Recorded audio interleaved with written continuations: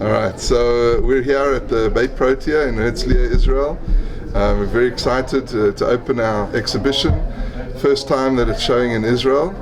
And this is the letters of loss and refuge. The story of my family's journey from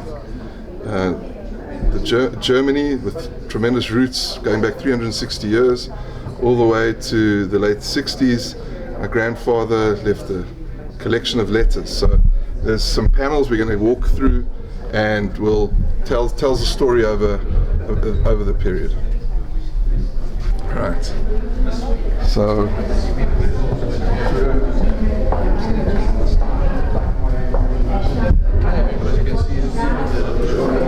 as you see here, the letters were discovered.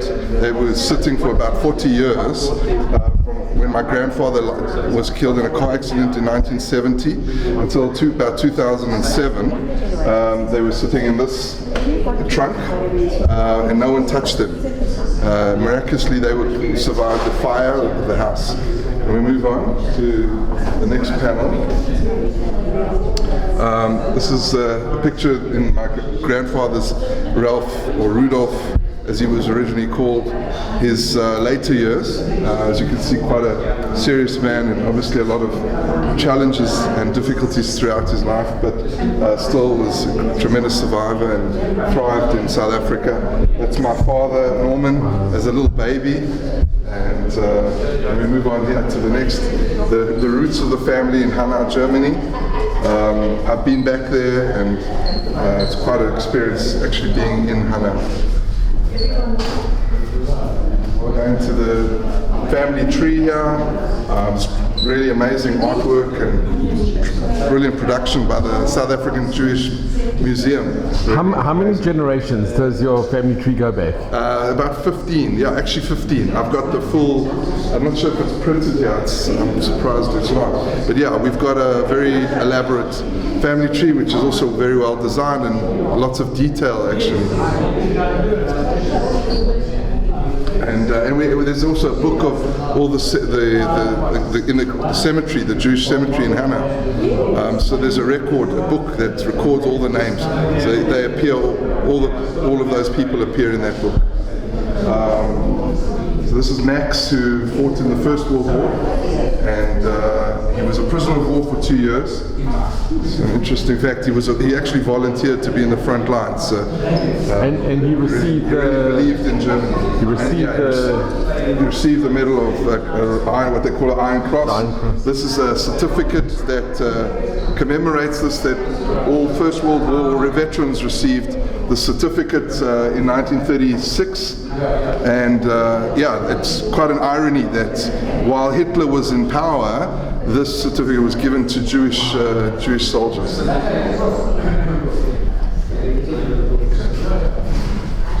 And so moving on here now, things are getting really challenging, and Rudolf decides to leave on the advice of one of his non-Jewish friends. We see actually we've got the manifesto from the ship that brought him from Southampton, the port of Southampton, all the way to Cape Town. And we see his name appears here, and that's also something through the research that we discovered. You can see here, this is a picture of some shops in Hanau, and just generally what Hanau would look like before the war. And this is some pictures also through the research that we discovered the inside of the Hanau synagogue, and this is the outside. It was obviously burnt down in Kristallnacht 1938. Here we see the pictures of it being burnt down, the fire department, people allowing it to be burnt down, making sure that the fire wasn't spread into the rest of the city. Then moving on here, we see here Dachau. So my great uncle, not Max, Alexander, so Max's brother, he was taken into Dachau with Max. The two of them were in Dachau. Alexander decided to leave, and he went straight to Shanghai. He was very, very much affected terribly by the experience in Dachau. It seems like he got the brunt of someone's boot. and he fled. He was never the same again. He never married. He lived in complete poverty in Shanghai for 10 years, and then he landed up in America again as a janitor until he passed away. And obviously my grandfather wrote letters to him, and so that was the only real connection that he had to family. That's a picture of Alexander, I believe. This one. Okay. Yeah, those two actually, different periods. And can I ask, you didn't want to come to South Africa? That's a good question. I actually don't think there was any suggestion of that. I think America was considered the place to be. Actually, Rudolph himself also wanted to be in America. That was his first choice. I think South Africa then wasn't perhaps considered. The golden Medina was America. Everyone wanted to get to America. Yeah. From Things Lost. Yeah, it's on Amazon or Book Depository. Yeah. You can take a photo of it. If you ask Dave, he'll give you a copy. Okay, I'll get you a copy in a sec. You can just take a photo of it. Yeah, in the bag. You have a look there. Yeah, just take a photo of it. The cover. So moving in here now, the war started. So the correspondents now had to move to these Red Cross letters. There was a maximum amount of words you were allowed to print. So very short messages. This is how he found out that his father was killed. So just, father dead, basically that's it. That's how the first sort of word that he got in 1942. Max was killed in Sachsenhausen, which was a concentration camp near Berlin. That's Martha. Martha also, her and young Hans was killed in Sobibor. It's most likely in Sobibor. Yeah, so this is the fate we've described already in detail. This is one of Max's sisters, Rosa. She actually, during the war, was protected by a Christian community.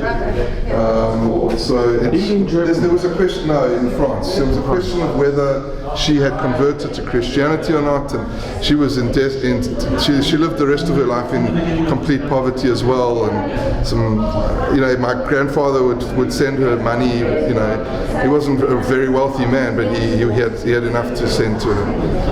And did they ever meet again after? Yeah, I believe. Yeah, he came to Germany once or twice, and they did meet. Yeah.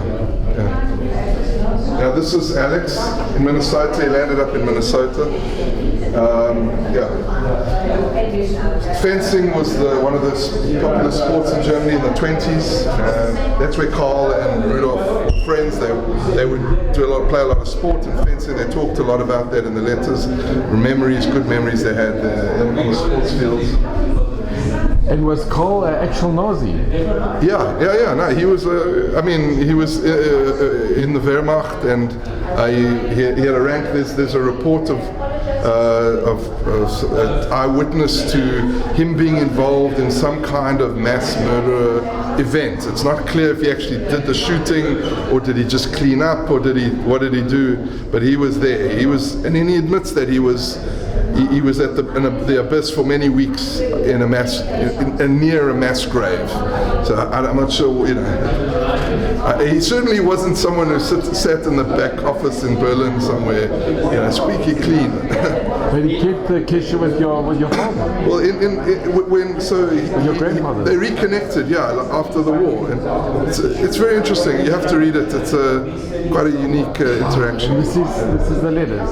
Yeah, so this is translations, obviously. It's all the letters were in German. Here are actual real copies from Yad Vashem. And whose stamp album? This is, for example, that was his. I put it together, but the stamps were his. Was my grandfather's. This is an example of the letters. This was the original letters. Yeah, well, they're actually Yad Vashem copies, so they're almost exact copies. They do a tremendous job. So you can video that a bit later. This is the stamp, the wax stamp that he used to seal the envelopes. This is initials RS. This is a Siddur from 1903 of my great This is actually Martha's mother, or father, sorry.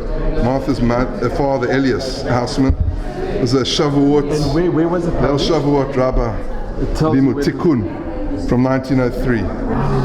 And they were a great, the Houseman family came from Worms in Germany. So, yeah, and then coming to South Africa, family and his life, rebuilding. So this is coming to South Africa. Follow anyone? That's my father's step brother. So they shared a mother, and Louis Prades, and that's my father there. You know, typical South African family, growing up in the 50s. My grandfather was a builder, he was a master builder. He learned how to build in Holland, in a refugee camp for Jewish people in Holland, which was set up by some Jewish organization. In Germany he was a banker, he was trained to be a banker, but for survival he had to change his profession. So yeah, so that's how he made his first money in South Africa and survived. He used to live in the houses and sell them and then move on and build another house and sell them, and eventually he set up a business in pest control to protect wood for the railways and houses, and it was a modestly successful business.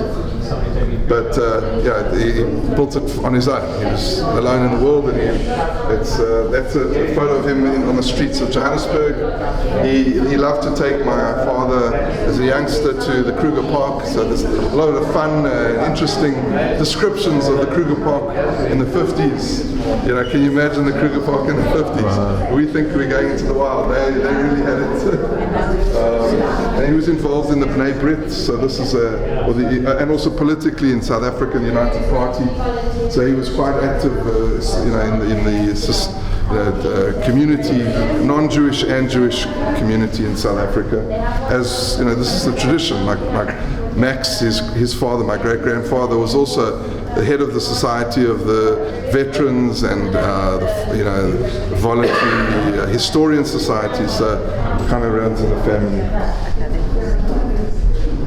And there we go, that's today. This is my father now in recent times. It's myself, my two sisters.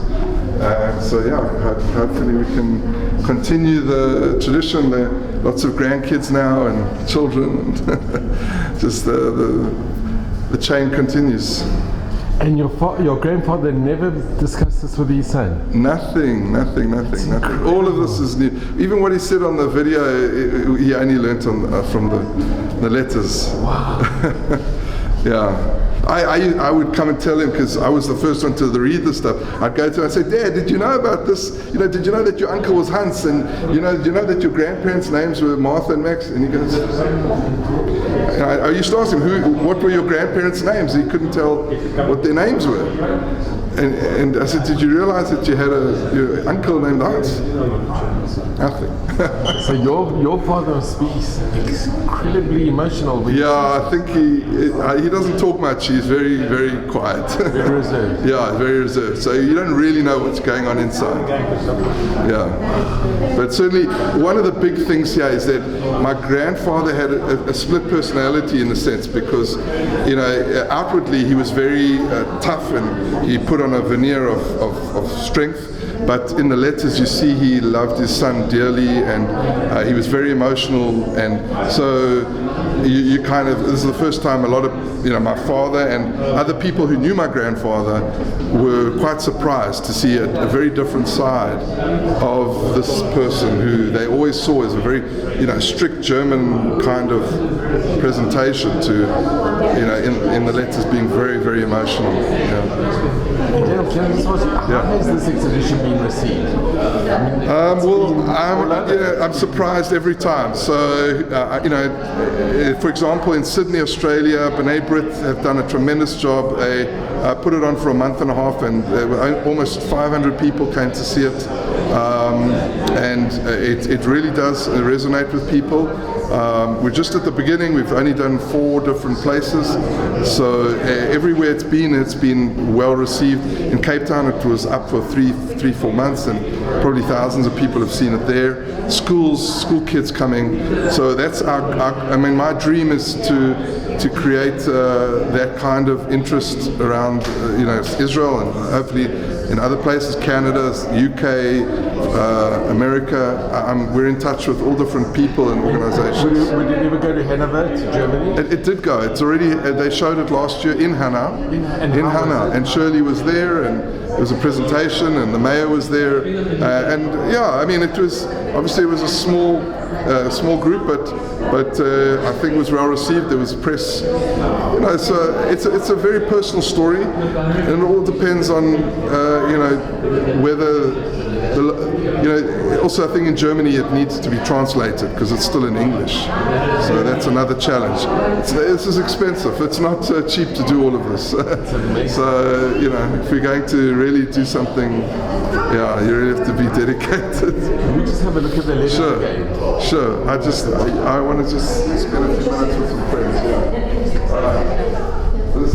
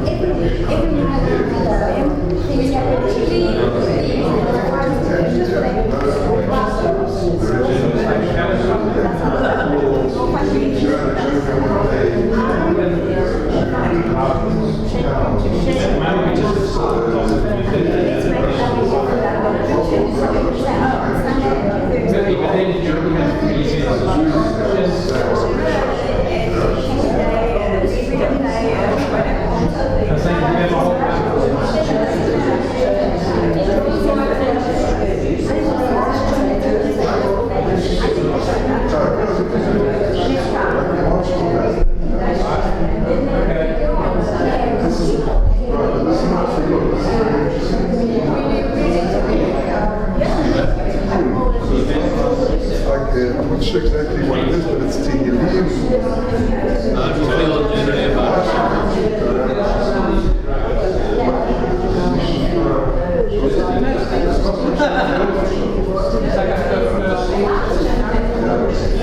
They would have a book like it. Because they don't have You've heard about it? See,